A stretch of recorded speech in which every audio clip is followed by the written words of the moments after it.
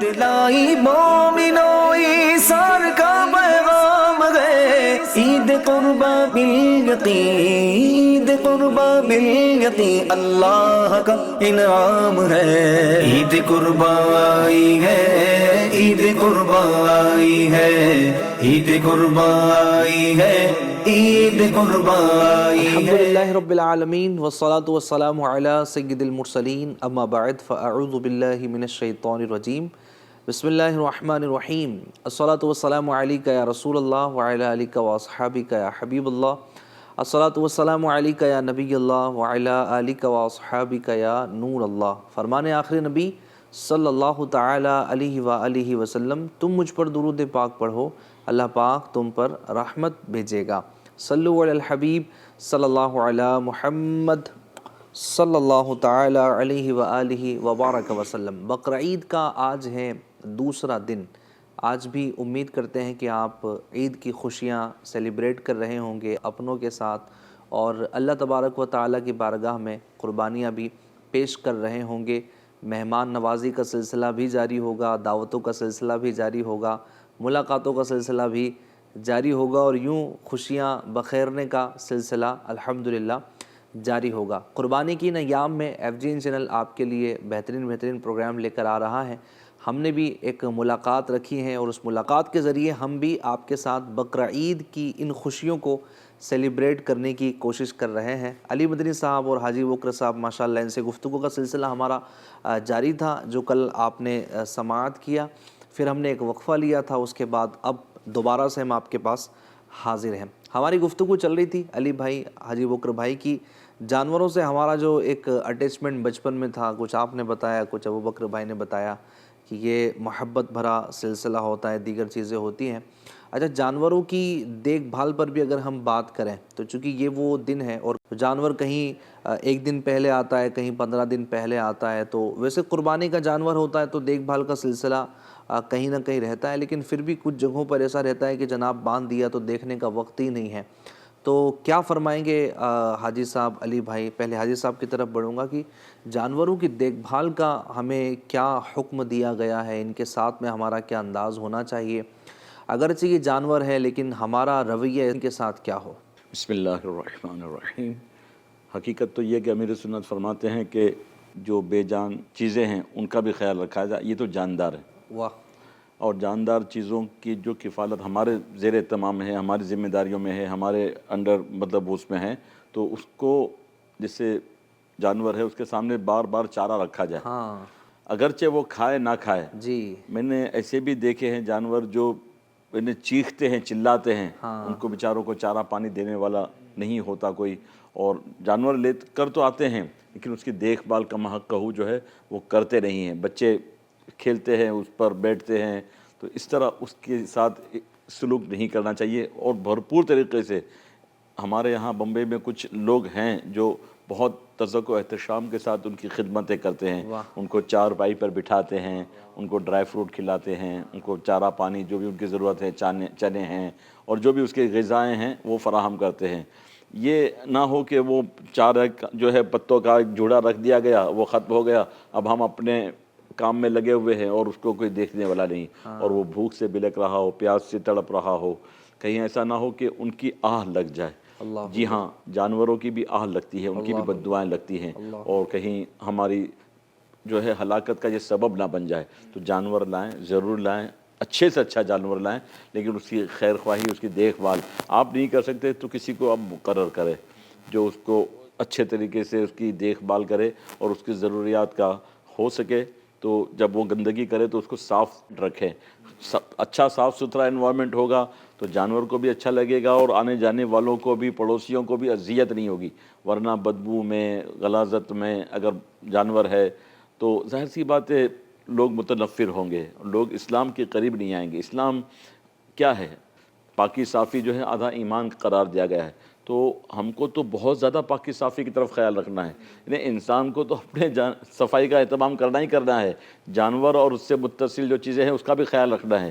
Even جو ہے جانور کو غسل بھی دیا جاتا ہے، وہ بھی ضروری ہے تاکہ اس کی جو ہے جسم میں کوئی ایسی چیزیں نہ ہو جائے، کیڑے وغیرہ نہ لگ جائیں، جوئیں وغیرہ نہ لگ جائیں، یا اس کو کوئی ایسی ایذا رسانے والی کوئی چیز نہ ہو جو اس کو اذیت دے۔ اب وہ جانور ہے، وہ بول تو سکتا نہیں ہے، تو ہم اس کا جتنا ہو سکے ہم اہتمام کریں۔ کیا بات ہے، سبحان اللہ۔ ان کی دیکھ بھال میں آپ نے جو ذکر کیا ہے کہ ان کو کھانا پانی وقت پر دیں، علی بھائی کیا فرماتے ہیں کہ کھانا پانی کا کیا سلسلہ ہو، کتنی بار دینا ضروری ہوگا؟ ایک آدھ بار دے دیا، صبح میں دے کر چلے گئے، یا پھر کیا انداز ہونا چاہیے؟ بسم اللہ الرحمن الرحیم۔ دین اسلام کی یہ خوبصورتی ہے، سبحان اللہ، جو حاجی صاحب نے ماشاءاللہ بیان کیا کہ دین اسلام جہاں پر ہمیں بے جان کا سمجھے کہ درس دیتا ہے، ان کے ساتھ بھلائی کا، تو جانداروں کا تو یقیناً اور بھی زیادہ ہمیں حق ادا کرنا ہوتا ہے۔ اور جہاں تک بات ہے ان کو چارہ پانی دینے کی، نبی اکرم صلی اللہ علیہ وسلم کی احادیث سے ہمیں یہ ملتا ہے کہ نبی پاک صلی اللہ علیہ وسلم نے ارشاد فرمایا کہ ان کو 70 مرتبہ ان کے سامنے دانہ رکھو۔ اور علماء فرماتے ہیں 70 کا جو عدد ہے 70 یہ مراد نہیں ہے، بلکہ مراد ایک کثرت، یعنی جتنا ہو سکے بار بار اس کو دانہ پیش کرو۔ آپ اس کو لے کر آئے ہیں ذبح کرنے کے لیے اللہ کی راہ میں، اور ایسا نہ ہو کہ وہ بھوک سے تڑپ رہا ہو، پیاس سے بلک رہا ہو اور آپ اس طرح ذبح کر دیں۔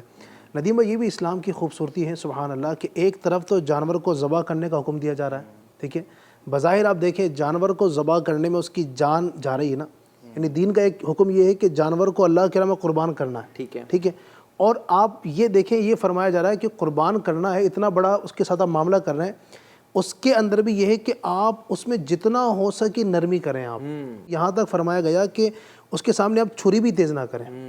نبی اکرم صلی اللہ علیہ وسلم ایک مرتبہ کہیں سے آپ کو گزر ہوا تو آپ نے کیا دیکھا کہ ایک شخص جو ہے جانور کو ذبح کرنے کے لیے لٹاتا ہے اور اس کی گردن پر اپنا پاؤں رکھ کر بیٹھا ہوا ہے اور چھری تیز کر رہا ہے اور جانور اس کی طرف دیکھ رہا ہے۔ نبی اکرم صلی اللہ علیہ وآلہ وسلم نے ناراضگی کا اظہار فرمایا، آپ قریب گئے اور ارشاد فرمایا یہ تم یہ کیا کر رہے ہو؟ کیا تم اسے کئی موتیں مارنا چاہتے ہو؟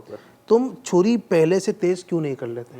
یہ دین اسلام کی خوبصورتی ہے۔ سیدنا فاروق اعظم رضی اللہ عنہ جو اسلام کے دوسرے خلیفہ ہیں، امیر المومنین ہیں، آپ رضی اللہ تعالیٰ عنہ نے ایک شخص کو دیکھا کہ وہ بکری کی ٹانگیں پکڑ کر گھسیٹتا ہوا اسے قربان گاہ کی طرف لے کر جا رہا ہے۔ آپ رضی اللہ تعالیٰ عنہ نے جب یہ دیکھا تو آپ کو جلال آیا، فرمایا تیرے لیے خرابی ہو، جانوروں پر اس طرح ظلم کرتے ہو، اور فرمایا کہ اسے قربان گاہ کی طرف نرمی کے ساتھ لے کر جاؤ، موت کی طرف آسانی کے ساتھ لے کر جاؤ۔ تو یہ آپ دیکھیں دین اسلام میں الحمدللہ ہمیں جہاں پر قربانی کا حکم دیا گیا، اور قربانی کرنا اس میں بڑی حکمتیں ہیں، ٹھیک ہے، اس میں بہت حکمتیں ہیں۔ اگر قربانی ختم کر دی جائے تو بہت نقصان بھی ہو سکتا ہے، ٹھیک ہے۔ یہ جانور جو اللہ تبارک و تعالی نے بنائے ہیں، کئی جانور ایسے ہیں کہ جو انسانوں کے کھانے کے لیے بنا ہے، تو ان کو اب ذبح بھی کرنا ہے، ان کی قربانی بھی کرنی ہے، لیکن قربانی کرنے کے اندر کوشش کرنی ہے کہ تکلیف کم سے کم ہو۔ ہم کیا کیا ایسے اقدامات کر سکتے ہیں؟ ہم نے پچھلے ایپیسوڈ میں بیان کیا تھا کل کہ کئی لوگ ایسے ہیں جانوروں کو لڑاتے ہیں، اب اس کے اندر اس کا سینگ ٹوٹ گیا، بعض اوقات ایسے عیب پیدا ہو جاتے ہیں کہ جس کی وجہ سے قربانی ادائی نہیں ہوگی۔ اب آپ نے 10,000 روپے کا، 10,000 تو خیر آج کل میں کہاں آتا ہے، 20,000 25,000 40 45 لاکھوں میں بات پہنچتی ہے، لاکھوں میں بات ممبئی میں، جی نہیں ممبئی میں تو لاکھوں میں، دیگر اگر شہروں میں آپ چلے جائیں تو بھی 15-20 ہزار میں کہیں نہ کہیں شاید مل جاتے ہیں، لیکن آپ نے اتنا مہنگا جانور خریدا اور جب قربانی کا وقت آیا اس سے پہلے ایسا عیب آپ کی وجہ سے اس کے اندر پیدا ہو گیا کہ اب وہ قربانی اس کی نہیں ہو سکتی ہے۔ تو لہٰذا دیکھ بھال کرنا چاہیے، کوشش کریں کہ جانوروں کو تکلیف ہماری طرف سے کچھ بھی نہ ہو۔ نبی پاک صلی اللہ تعالی علیہ وآلہ وسلم بھی جانوروں سے محبت فرماتے اور جانور آپ سے محبت فرماتے۔ کیا بات ہے۔ یہ وہ آقا ہیں کہ جو سب کے آقا ہیں۔ آپ کا جو دراز گوشت تھا یعفور، اسی طرح آپ کا اونٹ یہ قصوہ اونٹنی، ٹھیک ہے، اسی طرح اور بھی جانور تھے جو آپ سے یوں منسلک تھے، آپ سے محبت۔ نام رکھنا بھی گویا سنت ہے۔ جی، قصوہ اونٹنی کا نام تھا تو یعفور اپنے دراز گوشت کا دراز گوشت کا نام رکھا گیا، تو یہ نام بھی آقا علیہ السلام نے پسند فرمایا، رکھے ہیں باقاعدہ۔ سبحان اللہ۔ یعنی ہمیں بھی کوشش کرنی چاہیے اپنے جانوروں کے نام رکھ لیں۔ امیر علیہ سنت کا یہ انداز مبارکہ ہے کہ آپ اپنے تمام قربانی کے جانوروں کا اور اس طرح جو ہے وہ نام رکھنے کا سلسلہ آپ کا رہتا ہے۔ امیر علیہ سنت کا تذکرہ چلا ہے تو ابو بکر صاحب کچھ، آج بقرعید کا دن ہے اور امیر علیہ سنت کے ساتھ گزارے ہوئے بقرعید کے لمحات ہم آپ سے سننا چاہیں گے، ناظرین بھی سننا چاہیں گے، ہم بھی سننا چاہیں گے۔ دراصل بقرعید ہماری الحمدللہ 3 مرتبہ امیر سنت کے ساتھ گزارنے کی سعادت حاصل ہوئی، لیکن تینوں مرتبہ میدان عرفات میں جو ہے، عرفات کے بعد جو ہے مینا شریف میں، جی جی، شروع میں جو ہے وہ 1989 وغیرہ میں جو ہے وہ امیر سنت اپنے ہاتھوں سے جو ہے جانور ذبح کرتے تھے، اور وہ بھی اتنے تذوق و احتشام کے ساتھ، اتنے اطمینان کے ساتھ زمین پر اس کو جو ہے لٹانا، اس ڈائریکشن میں لٹانا کہ قبلے کی طرف جانور کا منہ ہو جائے، اور کم سے کم اذیت کے ساتھ. اب وہ بعض لوگ جیسے مولانا علی صاحب نے فرمایا کہ گھسیٹتے ہیں تو زمین کی جو کنکریاں ہوتی ہیں وہ جانور کو چبھتی ہیں، تکلیف ہوتی ہے. اسلام ظلم سے بالکل بچا رہا ہے. یہ ذبح کرنا ظلم نہیں ہے، جی یہ ضرورت ہے، اور اس کے ذریعے نہ جانے کتنے لوگوں کو جو ہے خوراک ملتی ہے، بہت سارے لوگوں کو جس کے ذریعے آمدنی کا ذریعہ ہوتا ہے. بہت سارے ایسپیکٹس ہیں اس کے اندر، اس کے گوشت سے، اس کے جو ہے کھال سے، اس کے ہڈیوں تک سے جو ہے وہ الحمدللہ ایک بہت بڑی انڈسٹری ہے جو چل رہی ہے. صحیح ہے. اب اہل سنت خود کھڑے رہ کر وہ جب تک جانور مکمل ٹھنڈا نہ ہو جائے اس وقت تک اہتمام کرتے، ورنہ آج کل قصاب کیا کرتے ہیں، وہ چھری بھی دھائی جو ہونی چاہیے نسیں کٹ جانے اس کو آگے تک لے جاتے ہیں. اب یہ ایذا رسانی والا معاملہ ہے، جانور پر اب ظلم ہے. وہ اس کے جو رگیں جتنی کاٹنے ہیں سنت ہے اتنی کاٹنے کے بعد اس کے پیروں کو چھوڑ دیا جائے. اب وہ جب پیر جھٹکتے ہیں نا جانور تو اس سے جو فاضل خون ہوتا ہے وہ نسوں اور رگوں کے ذریعے جو ہے نکل آتا ہے. اب اس طرح جو ہے وہ جسم کے اندر کے گوشت کے اندر کی جو بھی غلاظت ہے یا جو بھی جراثیم ہیں یا جو بھی نقصان پہنچانے والے اجزاء ہیں وہ نکل جاتے ہیں. اور یوں جب وہ ٹھنڈا ہو جائے تو آپ اس کے کھال ادھیڑ کر کے کریں، ورنہ آج یہ مطلب ایک ساتھ میں ہی صلاح ایسا گھماتے ہیں کہ منڈی کو جا کے سر الگ الگ کر دیتے ہیں. یہ زیادتی ہے، ظلم ہے. بہت بڑی بے احتیاطی حاجی صاحب. ایسے نظارے ہم نے بھی دیکھے ہیں، آپ نے بھی دیکھے ہوں گے کہ یہ سائیکل ان کی چل رہی ہوتی ہے نا کہ یہاں کے بعد وہاں جانا ہے، وہاں کے بعد پھر آگے پہنچنا ہے. اس میں وہ جانوروں پر ظلم کر رہے ہوتے ہیں. اور امیر اہل سنت کی یہ یاد آپ نے بتائی کہ یعنی آپ نے تو ماشاءاللہ آپ نے آنکھوں سے دیکھا امیر اہل سنت کا یہ انداز کہ اتنی احتیاطوں کے ساتھ یہ ذبح کرنے کا سلسلہ ہوتا تھا. پھر اس کے بعد میں کیا مطلب امیر اہل سنت کا کیا انداز ہوتا تھا اس کے بعد؟ اس کے بعد جو ہے چونکہ اب وہاں عرفات مینا مزدلفہ کے جو ہے ادائیگی کرنے کے بعد پھر وہ گوشت جو ہے گھر پر لایا جاتا تھا جہاں رہائش ہوتی تھی، وہاں پر لانے کے بعد پکایا جاتا تھا، اور اس کی کلیجی سے ہی جو ہے وہ جو سنت ہے اس طرح جو ہے وہ سنت کی ادائیگی کی جاتی، اور طواف الزیارہ کا سلسلہ ہوتا. وہ پرکیف وہاں کی جو فضائیں، وہاں کی جو بہاریں، وہاں کے جو انداز ہے، وہ اللہ پاک ہم سب کو جو ناظرین ہیں ان سب کو بھی مرشد کے ساتھ کم از کم ایک مرتبہ چل مدینہ کی سعادت عطا فرمائے. آپ دیکھیں کیا انداز ہے. اب امیر سنت کی ضعیفی اور ضعف کی وجہ سے آپ اپنے ہاتھ سے ذبح نہیں کرتے، لیکن آپ کے ڈائریکشنز ہوتے ہیں، انسٹرکشنز ہوتے ہیں کہ کسی بھی طریقے سے کسی بھی زاویے سے جو ہے وہ جانور پر زیادتی اور ظلم نہ ہو. سبحان اللہ سبحان اللہ. یہ پیارا انداز ہے امیر اہل سنت کا. FGN چینل کے ناظرین جو احتیاطوں والا ہمارا بھی ہونا چاہیے. کہیں ایسا نہ ہو کہ جانوروں پر ظلم ہی کرنے کی وجہ سے، یعنی ہمارے لیے کبھی کبھی ایسا ہوتا ہے کہ جو بے احتیاطی کرنے والے وہ اس کو خوشی سمجھ رہے ہوتے ہیں، اس کو اچھا سمجھ رہے ہوتے ہیں، اپنے فائدے کے لیے عجلت پسندی کو اختیار کرتے ہیں اور اس جانور پر ظلم کر بیٹھتے ہیں. اللہ کے بندو ایسا نہ کرو، جانوروں پر رحم کرو، اللہ پاک ہم پر رحم فرمائے گا. اچھا بات قربانی کی چونکہ چلی ہے علی بھائی، تو الحمدللہ پوری دنیا بھر میں لاکھوں لاکھ کروڑ مسلمان یہ سنت ابراہیمی کو ادا کرتے ہیں.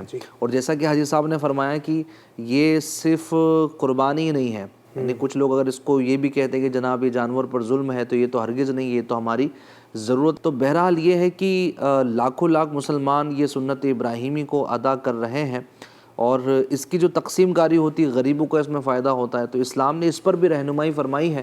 اس کے بارے میں اگر کچھ بتائیں پھر ہم اس پر ذرا اور بھی انشاءاللہ گفتگو کرتے ہیں کہ ہونا کیا چاہیے اور ہوتا کیا ہے. جی سبحان اللہ.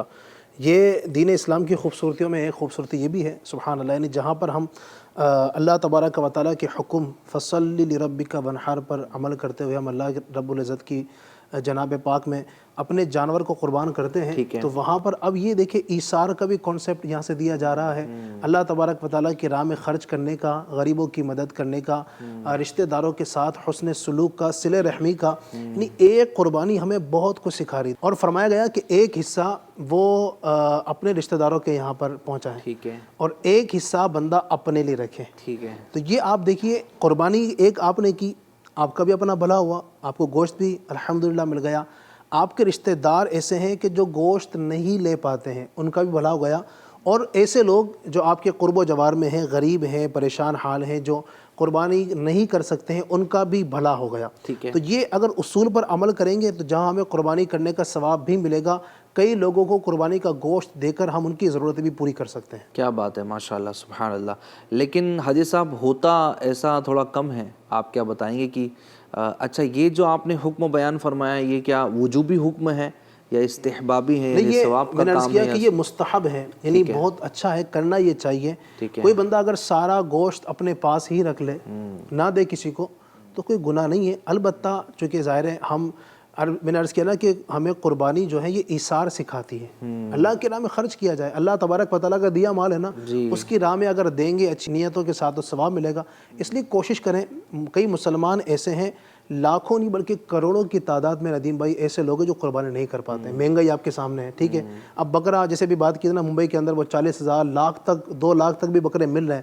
اب ہر بندہ لے پائے یہ مشکل ہے نا. تو اس لیے ہم مستحب حکم ہے، مستحب پر بھی ثواب ملتا ہے، اچھی نیت ہو تو اس نیت سے دیں گے انشاءاللہ ان کا ہی بھلا ہوگا. لیکن ہرس اتنی ہوتی ہے نا حاجی صاحب بعض اوقات کہ وہ فریز کا بولتے ہیں نا کہ وہ اگر دروازہ بھی لگانا ہو اس کا تو تھوڑا مشکل سے لگتا ہوگا کہ جناب اور تھوڑی سی کہیں جگہ ہو تو وہ 1 2 بوٹ 4 بوٹیاں اور میں تھوڑا پھنسا دوں نا تاکہ یہ چلتی رہیں. اور پھر وہ پورے اچھا پھر ایک کانسیپٹ یہ بھی ہمارے یہاں پر تھوڑا ہوتا ہے کہ یہ بقرعید کے گوشت سے محرم کا کھچڑا بنانا ہے، یعنی وہ پورا مہینہ جو ہے وہ سلسلہ چلے گا اور جناب وہ کھانا ہی ہے. اچھا پھر یہ بھی ہو جاتا ہے کہ خراب بھی ہو جاتا ہے. عاشورہ ہو تو پھر بھی غنیمت ہے کہ اتنا نقصان دہ نہیں ہوتا ہے مہینے بھر کے بعد، کیونکہ 10 ذوالحجہ کے بعد 10 محرم ایک مہینے میں ہی ہے. ہمارے یہاں بمبئی میں تو 3 4 5 6 مہینے تک گوشت سنبھال کرتے ہیں. اللہ اکبر. حد یہ ہے کہ آپ کے یہاں نہ جانے کتنی قربانیاں ہو رہی ہیں. آپ دے رہے ہیں کسی کو تو چتھڑے دے رہے ہیں تو ہجڑی دے رہے ہیں تو وہ ہڈیاں دے رہے. اچھا گوشت، اچھا جو بوٹیوں والا، پشت کا گوشت، ران کا گوشت، باوڑا، یہ جو ہے وہ پورے کا پورا رکھ دے کہ ہم تو ران گوشت بنائیں گے. اور اس طرح جو ہے آپ کھائیں، بے شک کھائیں، اچھا کھائیں، لیکن غریبوں کا بھی حصہ دے. غریبوں کا بھی حق ہے. ان کو اگرچہ واجب نہیں ہے لیکن اللہ کی راہ میں آپ پسندیدہ چیز دے کر اللہ کی رضا حاصل کرنے والے بھی تو کام کریں نا. امیر سنت کا انداز بڑا نرالا ہے. یہ تو ایک استحبابی حکم ہے، سنت ہے کہ 3 حصے کیے جائیں. ایک حصہ اپنے گھر کے لیے، اپنے ایک دوست احباب کے لیے، اور ایک غربا مساکین وغیرہ میں تقسیم کی جائے. لیکن امیر سنت کے پاس نہ جانے کتنے آپ کے مریدین ہیں جو آپ کو ہدیتاً تحفتاً جو ہے جانور چھوٹے بڑے دیتے ہیں، اونٹ وغیرہ بھی دیتے ہیں. تو آپ کیا کرتے ہیں؟ آپ معلوم کرتے ہیں کہ یہ ہمارا اسلامی بھائی غریب ہے، اس کے یہاں قربانی نہیں ہوتی، تو وہ جانور پورا کا پورا بھیجتے ہیں. صرف جانور نہیں بھیجتے، اس کے چارے پانی کا پیسہ بھیجتے ہیں، اس کے دیکھ بھال کے انتظامات کے جو وہ پیسے ہیں وہ بھیجتے ہیں. قصاب کو کٹائی کا پیسہ جو ہوگا وہ دیتے ہیں. اس کو اول تو آخر جو بھی اس کے ایکسپنسز آنے ہیں، اکر ہونے ہیں، وہ سارے کے سارے ایکسپنسز بھی آپ بیئر کرتے ہیں، ان کو دیتے ہیں. اب کسی غریب کے گھر میں اگر بکرا چاہے اور اس کے بچے اس کے ساتھ کھیلے کودے، اس کے ساتھ میں دل بہلائیں، ان کا جو اٹیچمنٹ جو بڑھ جاتا ہے، جو ان کی محبت بڑھ جاتی ہے، اور ان کو فخر محسوس ہوتا ہے کہ ہم غریب ہیں لیکن ہمارے گھر پر جو ہے ماشاء اللہ تعالی قربانی کا جانور آیا ہے. اور ہمارے یہاں بمبئی میں جانتا ہوں کسی کے یہاں 25، کسی کے یہاں 30، کسی کے یہاں 40، کسی کے یہاں 50 اور کسی کے یہاں 60 بکرے کٹتے. تو اب ایسے 60 بکرے، نو ڈاؤٹ آپ کی سوسائٹی کے اندر آپ کا نام تو بڑا ہو جائے گا، آپ کا جو ہے بڑی ہو جائے گی. اتنے بکرے، اور وہ بھی ایسے اعلیٰ نسل کے، اور ایسے خوبصورت ہرنی چھاپ، اور اتنے قد آور، اور اتنے لئیم شہیم، اور اتنے موٹے تازے، اتنے ہیوی ہیلدی، 100 150 100 کلو کے جانور لے کر آئے. یہ نیک نامی اگر اللہ کی رضا کے لیے ہے تو ٹھیک ہے، ورنہ دکھاوے کے لیے اس نے 1 لاکھ کا لایا تو میں 2 لاکھ کا لاؤں گا، اس نے 2 لاکھ کا لایا تو میں 5 لاکھ کا جانور لاؤں گا، اس نے اتنے لاکھ کا لایا تو میں اتنے لاکھ کے جانور لاؤں گا. اگر دکھاوا ہے تو کسی کام کا قیامت کے دن منہ پہ مار دیا جائے گا. ریاکاری کا معاملہ اللہ کی خوشنودی کے لیے، اگر بھلے چے بہت زیادہ مطلب فربا نہ ہو، جو اس کی شرائط ہے ان شرائط کو پیش نظر رکھتے ہوئے بھی اگر جانور لا کر ذبح کرتے ہیں، لوگ کیا کہیں گے کہ دیکھو اس نے مطلب کم درجے کا جانور خریدا.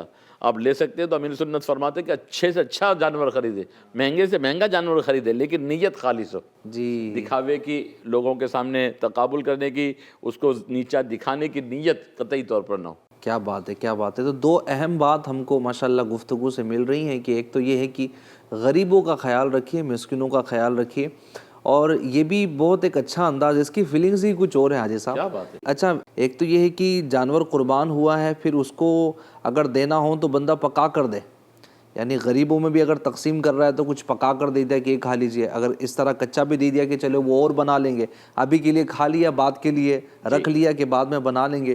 اور حاجی صاحب مجھے یاد ہے کہ امیر اہل سنت کی اس ترغیب پر نا کئی جو عمراء ہے، جو امیر لوگ ہیں اللہ پاک نے جن کو نوازا ہے، وہ خوشخبریاں بھیجتے رہے امیر اہل سنت کو کہ الحمدللہ ہم نے اتنے جانور غریبوں تک پہنچائے ہیں، اس کے چارے کا پیسہ پہنچایا ہے، اس کی کٹائی کا پیسہ پہنچایا ہے.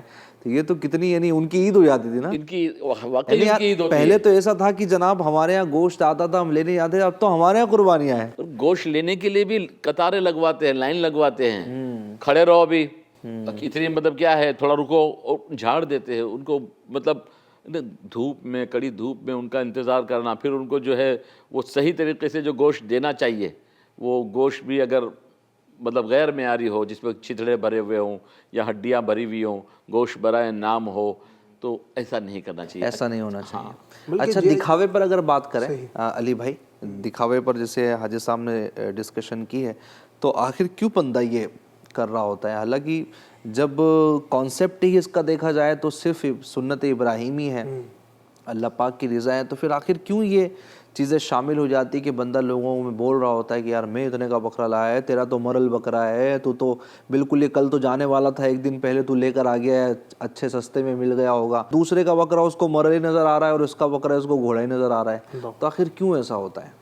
یہ نیت کی وجہ سے ہے. اگر آپ کا نیت دکھاوے کی ہے تو پھر یہ معاملہ ہوتا ہے. حالانکہ قربانی جو اگر ہم دیکھیں، اللہ تبارک و تعالیٰ نے واضح طور پر قرآن پاک میں سورہ حج میں ارشاد فرمایا، لن ینال اللہ لحومها ولا دماؤها ولکن ینالہ التقوی منکم. کیا بات ہے. اللہ ارشاد فرماتا ہے کہ اللہ تبارک و تعالیٰ کی بارگاہ پاک میں ہرگز نہ تو ان جانوروں کے گوشت پہنچتے ہیں، جی، نہ ہی ان کا خون پہنچتا ہے، جی، وَلَٰكِن يَنَالُهُ التَّقْوَىٰ مِنْكُمْ. البتہ یہ کہ اللہ تبارک و تعالیٰ کی بارگاہ پاک میں تمہاری جانب سے جو تقویٰ ہوتا ہے، پرہیزگاری ہوتی ہے، وہ اس کی بارگاہ میں پہنچتی ہے. سبحان اللہ. تو اللہ تبارک و تعالیٰ کی بارگاہ میں تو دل دیکھا جاتا ہے، آپ کا تقویٰ دیکھا جاتا ہے، کس نیت سے قربانی کر رہے ہیں. آپ کی نیت اگر دکھاوے کی ہے، لوگ مجھے رئیس کہیں گے، لوگ مجھے 60 جانور ذبح کرنے والا کہیں گے، لوگ مجھے 50 بکرے ذبح کرنے والا کہیں گے، اگر اس نیت سے تو آپ 50 کیوں 50,000 قربان کیجئے، ثواب کچھ نہیں ملنے والا. اور ایک بندہ ہے، اس کی استطاعت ہے کمزور بکرا لانے کی،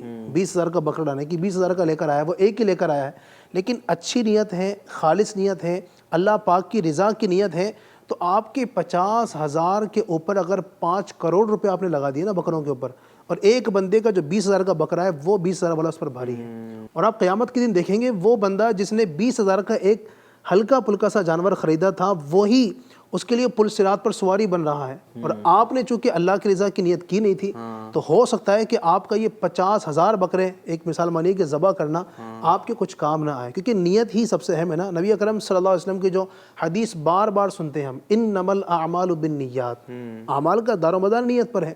اگر آپ نے اس لیے قربانی کی کہ لوگ مجھے میری واہ واہ کریں، ثواب نہیں ملے گا. اس نیت سے ہے کہ میرے رب کا حکم ہے، سنت ابراہیمی ہے. نبی اکرم صلی اللہ علیہ وآلہ وسلم نے ہر سال قربانی کی، اس نیت سے کرنا ہوں تو انشاءاللہ ثواب ملے گا. سبحان اللہ. تو نیتوں کی بھی اصلاح ہونا چاہیے تاکہ ہم جو محنت کر رہے ہیں، جو وقت دے رہے ہیں، جو خوشیاں منا رہے ہیں، قیامت کے دن یہ خوشیاں ہی کا سبب بنے. ایسا نہ ہو کہ یہاں تو خوشیاں انجوائے کر لی ہیں لیکن قیامت کے دن وہی ساری چیزیں ہمارے لیے گرفت کا سبب بن جائیں. اچھا لوگ یہ بھی ہم پر ایک اعتراض کرتے ہیں کہ آج عید کا دن ہے، آپ پھر قیامت اور آخرت کی باتیں کرتے ہیں. تو سچی بات یہی کہ ہم مسافر ہیں، چند سالوں رہنا ہے اور پھر دنیا سے چلے جانا ہے، تو آخرت کی بات تو ہونی چاہیے. سبحان اللہ. اچھا آگے بڑھتے ہیں. چونکہ حاجی صاحب ابھی ماشاءاللہ گفتگو دکھاوے وغیرہ پر بھی ہوئی، ایک چیز ذہن میں آ رہی تھی کہ جب گھر میں قربانی ہوتی ہے تو چونکہ الگ الگ ڈشیں بنانی ہے، ساری چیزیں پلاننگ ہوتی ہے، کسی کو کیا کھانا ہے، کسی کو کیا کھانا ہے، کسی کو تکے کباب چاہیے تو جناب کسی کو سری پائے ہی چاہیے. تو یہ ساری ڈشیں جو ہے وہ ڈیسائیڈ ہو رہی ہوتی ہے. اچھا ان ڈشوں کے درمیان میں جو نمازوں کا جو کانسیپٹ ہے وہ کہیں نہ کہیں جو ہے وہ ماند سا پڑ جاتا ہے، ڈھیلا ہو جاتا ہے، جماعتیں چھوٹ رہی ہوتی ہیں. تو عید کے دن ایک مسلمان کا انداز یعنی ایک تو وہ سنت اور واجب کو ادا کرنے کے لیے چلا گیا، اور اس واجب کی مصروفیت میں وہ جو فرض ہے اور فرض عین ہے، فرض اعلیٰ ہے، اس کو چھوڑ دے رہا ہے۔ آج بقرعید کے دن ناظرین ہمیں دیکھ رہے ہوں گے، آپ کیا پیغام دینا چاہیں گے، کیا بتانا چاہیں گے؟ ندیم صاحب، پہلے ایک چیز وضاحت کر دوں کہ بعض لوگ ایک بکرا لاتے ہیں اور کہتے ہیں کہ امی کی اور ابا کی طرف سے یا بیٹوں کی طرف سے، بیٹیوں کی طرف سے، تو یاد رکھیں کہ ایک جو دمبا، دمبی، بھیڑ، بکری، بکرا، اس میں ایک ہی حصہ ہوتا ہے۔ ٹھیک ہے۔ تو ہمارے گھر میں بھی جو ہے نا، اس طرح جب ہم چھوٹے تھے تو ہم کو پتا ہے کہ نہ جانے کتنے لوگوں کے نام اس میں شامل کیے جاتے تھے۔ تو یہ یاد رکھیں کہ ایک جانور چھوٹا جانور ہے تو اس میں ایک ہی ہوگا، بڑے جانور جو ہیں اس میں 7 حصے ملائے جا سکتے ہیں، تو بکرے وغیرہ میں جو ہے ایک ہی حصہ ہوگا، ایک ہی نام پر قربانی ہوگی۔ اور اس میں یہ بھی ہوتا ہے نا کہ اگر فکس نہیں کیا تو پھر وہ کسی کی طرف سے بھی وجوب ادا نہیں ہوتا۔ تو فکس کرنا ایک کی طرف سے ضروری ہے کہ یہ اسی کی جانب سے ہیں۔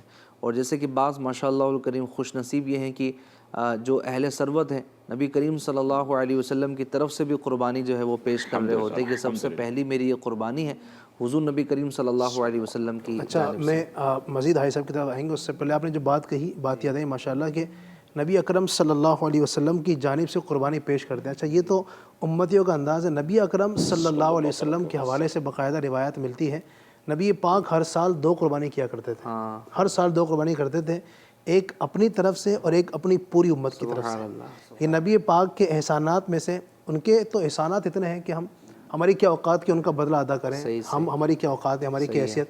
لیکن نبی پاک کے احسانات میں ایک اتنا بڑا احسان، ہر سال نبی پاک ایک قربانی اپنی جانب پاک سے کر رہے ہیں اور ایک قربانی اپنی امت کی جانب سے۔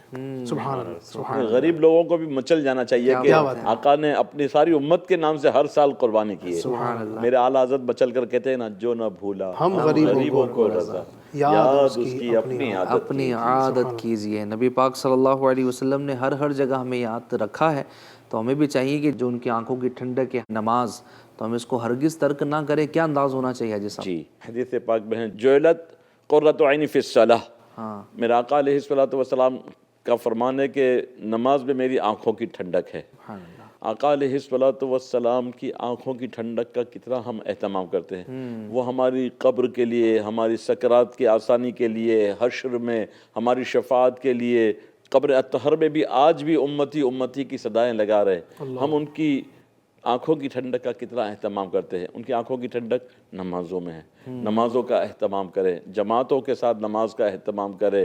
ہماری کوئی جماعت بھی ترک نہ ہو، چاہے جائے کہ نماز قضا ہو، یہ تو مسلمان کا تصور بھی نہیں ہونا چاہیے کہ نماز بھی قضا ہو سکتی ہے۔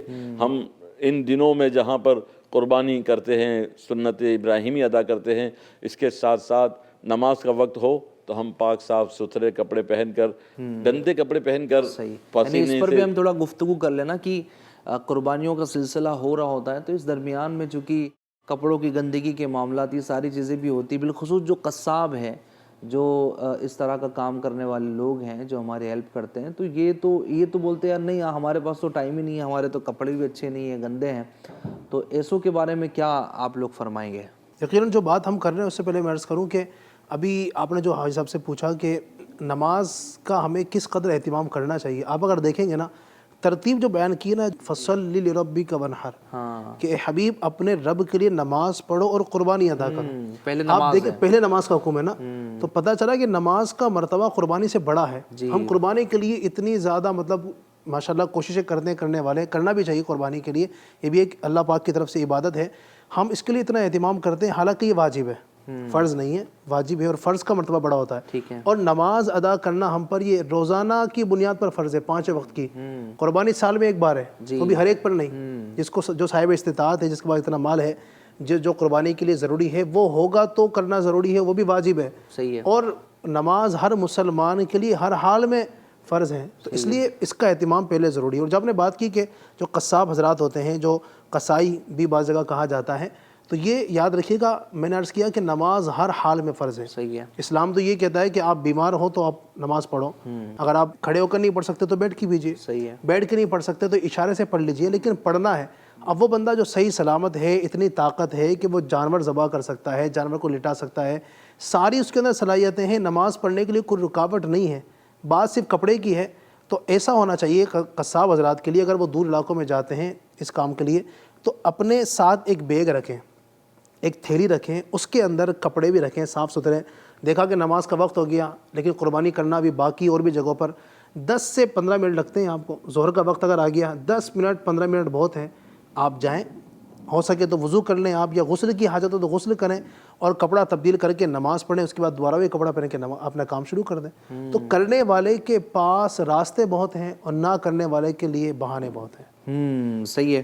تو اللہ پاک رحمت کی نظر فرمائیں, عافیت والا معاملہ فرمائیں, صاف صفائی کا بھی خیال رکھیں اور ساتھ ہی میں نمازوں کی بھی پابندی کریں. اور جو ہم نے گفتگو کی ہے کہ ان خوشیوں میں اب اپنوں کو بھی خوشیوں میں شامل کریں, غریبوں کو بھی اپنی خوشیوں میں شامل کریں, محتاجوں کو بھی اپنی خوشیوں میں شامل کیجئے, خیرخواہی کیجئے.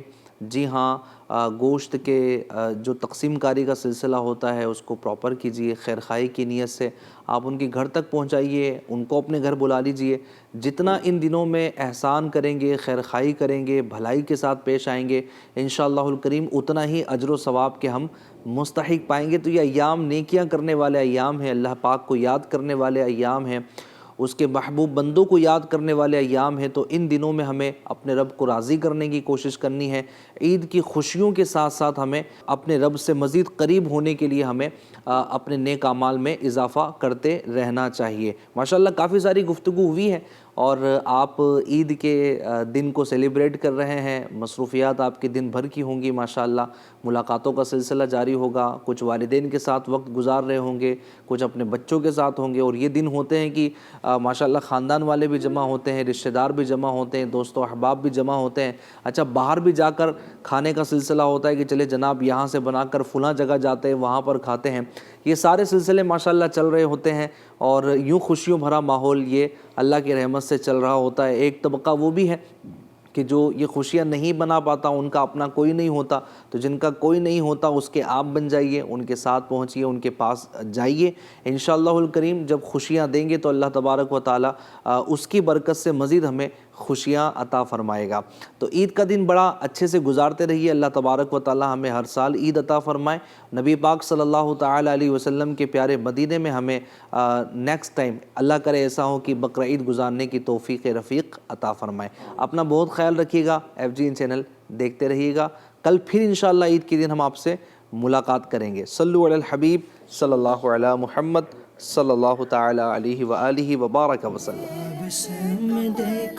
آپ نے جو بات کہی نا کہ کسی غریب کی شادی کروا دی جائے, کسی غریب کی مدد کر دی جائے, کسی کا گھر بنا دیا جائے, یہ اعتراض ہوتا ہے, یہ اعتراض ہوتا ہے. لیکن آپ یہ دیکھیے قربانی کی وجہ سے ایک دو نہیں بلکہ لاکھوں غریبوں کا بھلا ہو رہا ہے. یہ ختم کر دی جائے تو لاکھوں کروڑوں مسلمان بے روزگار ہو سکتے ہیں. ہندوستان کی بات کریں تو غیر مسلم جو گوٹ فارمنگ کرتے ہیں اور ان کے یہاں ایگریکلچر ہے, یہ وہ بھی بیچارے کہاں جائیں گے اپنے جانوروں کو لے کر؟ قربانی کے پیچھے جو ہے یہ غریبوں کا بھلا ہی اصل میں. تکبیر تشریق کیا ہے اس کی طرف بڑھتے ہیں. علی بھائی کیا فرمائیں گے؟ تکبیر تشریق ناظرین کئی لوگوں کو یاد بھی ہوگی, جن کو یاد نہیں ہے وہ یاد بھی کر لیں. اللہ اکبر لا الہ الا اللہ واللہ اکبر, اللہ اکبر وللہ الحمد. عید لائی مومنو ایثار کا پیغام ہے, عید قربا بالیقین, عید قربا بالیقین اللہ کا انعام ہے. عید قربا آئی ہے, عید قربا آئی ہے, عید قربا آئی ہے, عید قربا آئی ہے.